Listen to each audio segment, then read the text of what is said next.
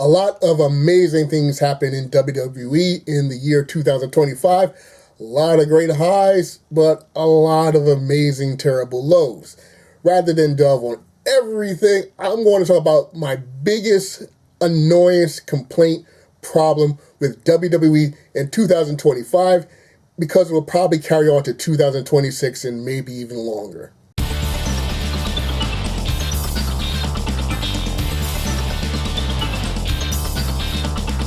Hello, I'm High Heel Knight. Welcome to my channel. This is my biggest pet peeve of 2025 when it comes to World Wrestling Entertainment.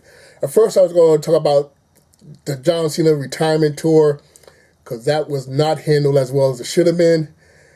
Then I thought about talking about the over-advertising in WWE.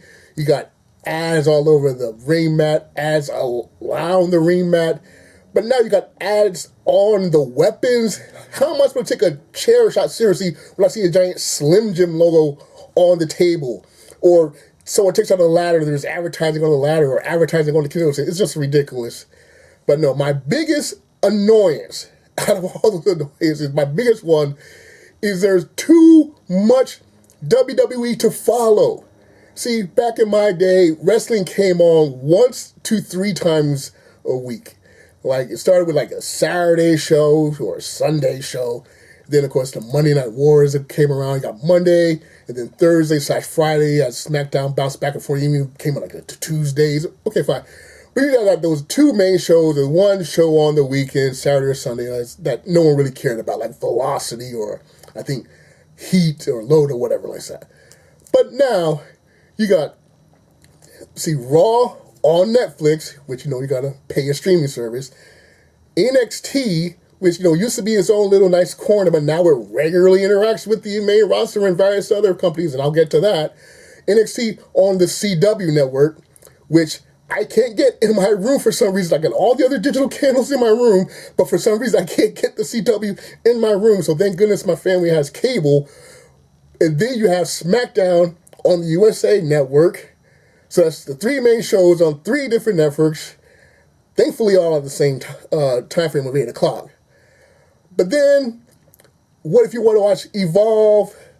Or because Evolve regularly now interacts with NXT, so you got to get Tubi, which is free, but still you got to get Tubi and find time for that.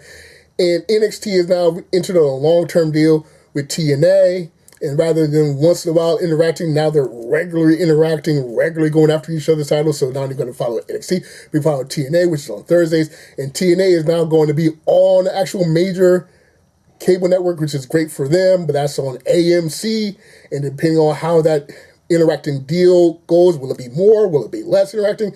If it's the same amount or more, then you gotta watch a show on Thursdays.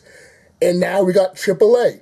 I'm not even sure what network it goes on, but I do know that if you want to watch the specials, that's on YouTube. So the AAA Premium Live Events is on YouTube, and the WWE Premium Live Events is on ESPN Unlimited, which is one of the most, or not the most expensive streaming service out there at $29.99, unless you got the Disney bundle.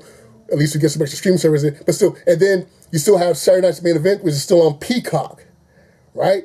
So that's what Netflix, CW, Tubi, USA Network, Peacock, ESPN, YouTube.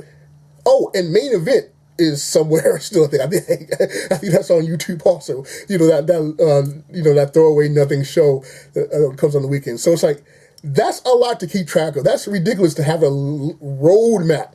And again, we want if all these shows were in their little corners, but no, they regularly cross over. I mean, Natalya has a completely different gimmick in AAA than she does on the main roster. And El Grande Americano is a babyface in AAA, but a heel in WWE, even though he seems to be transitioning into a face. And Dominic Mysterio, he was Intercontinental Champion and AAA Mega Champion. Now he's hurt. We got to find out what we're going to do with those titles. And again, with the TNA stuff, is TNA deal going to still regularly interact with NXT? And we got some NXT people coming up, going to the main roster. And unlike before, where Vince McMahon would just totally reinvent whoever comes in NXT, They usually keep their gimmicks going into the main roster, so it's a lot to keep track of. And no, I don't have to watch it all, but if I wanted to watch it all, that's a lot to keep track of. And that's just the wrestling, okay? That's just the wrestling aspects. That's not the several podcasts, like the Undertaker podcast, and Stephanie McMahon podcast, and Cody Rhodes podcast. That's not when like the wrestlers do special events. I think Seth Rollins just co-hosted some type of football event this past week for either Thanksgiving or whatever. That's not Braun Strowman. Braun Strowman is not with the company, but yet he has a new show where he goes around ordering everything on the menu, and the program is presented like he still works for the company.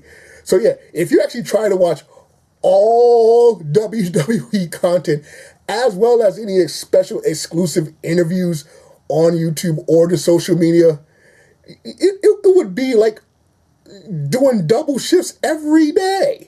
There's no way to keep track of it. So no, I don't have to watch it, but it's a lot. And even if I just spending time getting the cliff notes on YouTube or social media or a website, it takes a lot of time. Fast forward it. I rarely watch a show. I pretty much just record them and fast forward them. Just watch the particular things I definitely want to see or the segments I definitely want to watch just to get through it all. I literally don't have the time on the clock. And the money, I'm sorry, I love having Peacock with the premium live events because there's stuff on Peacock that I can see. There's several movies. There's TV shows. There is nothing on ESPN that interests me. So I'm not paying for that. When WrestleMania comes around, I'll get a month. If SummerSlam looks really interesting, I'll get them because then that's 2 shows during that month instead of just 1. But no, I'm not getting the ESPN for 1 show a month. And oh my goodness, yeah. So the premium live events, the special events, the bouncing around from network to network, streaming service to cable to digital, it's just way too much if I wanted to just casually keep track of what's going on. So yeah, John Cena's handling was not as good as it should have been. The over advertising is crazy, and there's plenty of other things to complain about. For my pet peeve of 2025 was just so much going on with WWE wrestling, and it just won't seem to stop. So that's my pet peeve of 2025 when it comes to WWE. What was your biggest pet peeve? Let me know in the comment section. Like button, subscribe, comment, share, find inspiration everywhere.